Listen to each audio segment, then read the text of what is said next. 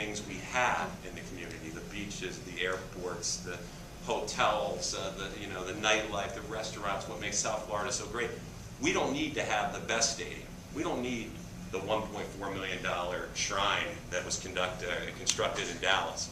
We just can't have a facility that falls below the minimum standard that's required to attract these kinds of events. That's what's happened in San Diego, a place I used to live. San Diego, a very great destination, arguably as desirable as South Florida from an NFL perspective to host a Super Bowl. They were put on notice in the late 90s. You've got a stadium issue. If you don't do anything about it, we're not going to be able to come back here. And now the NFL is out of the Super Bowl business in San Diego, despite the fact that the city is more equipped today, if you've been there, because of what's happened downtown around the baseball park with hotel rooms and things, better equipped to host a Super Bowl than would have been in the late 90s. They have a facility that's fallen below that minimum threshold. We did in the late 70s after hosting 5 Super Bowls in the Orange Bowl. The Orange Bowl didn't withstand the test of time, and there was a 10-year gap before this stadium was finished, where South Florida didn't have a Super Bowl for a decade. We've had 10 of the first 44. We'd love to have 10 of the next 44, and we suspect that that's going to be hard to do in a facility that the next time a Super Bowl is eligible to come here, since the next 4 have been awarded, this stadium is going to be 28 years old, believe it or not, which I know is hard to believe for some of you who have been here a long time, that it's been almost 3 decades. So, yes, sir. Hi, how are you? Good, thank you. Yeah, thanks for coming. I'm My pleasure. Die-hard Dolphin fan, born and bred, die-hard, since '69. My question is this: I know it's a business, and I listened to Aaron talking about the finances and whatnot, but from a strictly Miami kid, we had no Heat, we had no Panthers, I used to go to Miami Baseball Stadium, and I used to go watch the Miami Floridians play out at the convention center, But your owner, and I don't mean any disrespect, what is with the new song? And why do I need to see J-Lo and Venus Williams instead of the replay? I'm there to watch football and tradition. From Coach Shula on, icons. I'm a Miami boy, and this is Dolphin territory. I understand it's business. This is not basketball, glitz and glamour. It's Sunday. And I want to watch football. And I want to watch the Dolphins. And I want to sing the song that I sang since 1970. What is he thinking? Selling it to some guy that drinks beer in Key West. So, I don't mean to disrespect, but and you can hear it in the third quarter. He plays it once. The whole stadium sings. The rest of the time, the stadium boos. Does he not have a pulse for us and what we say about that? About tradition? You're from Boston. Can you imagine what the Southeast would do if you wanted to change stuff after Boston? You're right. Thank you for your honesty. I did see your hand go up in the season ticket roll call, so I know you have a vested interest in this. Let me just I'll address it in no particular order, because you raised a couple of good points.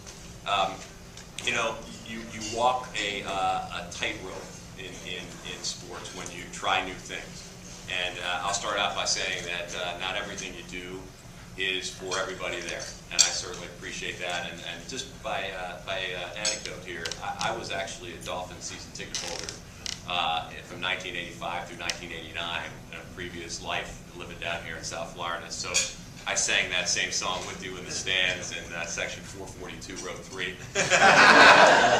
So I get it, and I get the role that song has had in our history. I think that we believe in order to sustain a level of support, at that 60,000 season ticket based level, and a sellout, week in and week out, that we need to attract not just the hardcore, traditional, loyal football fans, but we need to attract casual fans or new fans who may be drawn to the franchise for other reasons. Now, you can debate whether or not the things that we've chosen, some of which you've mentioned, are the right way to attract those casual fans. I think you get, we've done a lot of polling and a lot of focus groups, and half the people like it, half the people don't like it. Most of the time, half the people that don't like it are like you, who have been invested, have been a part of our family for many years.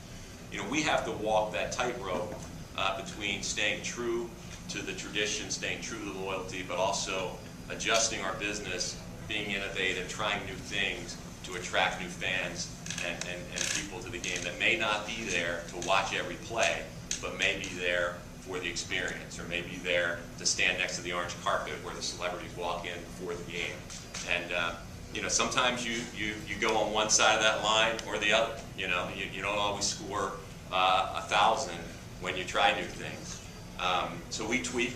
You know, we came out last year, I'm sure you know it, you didn't mention it, I appreciate you not mentioning it, but we had a new version of the song you love with a urban rap artist, T-Pain, and we played it the first game, and there was, to be kind, mixed reaction, and you know, there were some people that were up dancing, other people were booing, so we decided that we weren't going to use that version anymore after preseason and went back to the traditional version.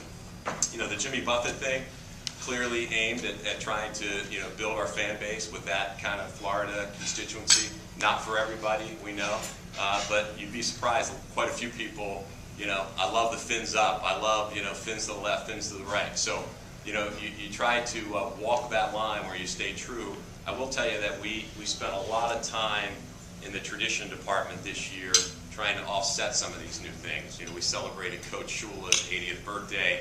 And we did it in a way that, you know, he had never really been formally recognized, we believe, in the proper light at the stadium. So we had a day in his honor. We named the street that is now off the turnpike that intersects with Dan Marino Drive, or Boulevard, is now Don Shula Drive. We have a new statue of Coach Shula in front of our new offices. By the way, we moved our offices back to Miami-Dade County this year for the first time in 20 years.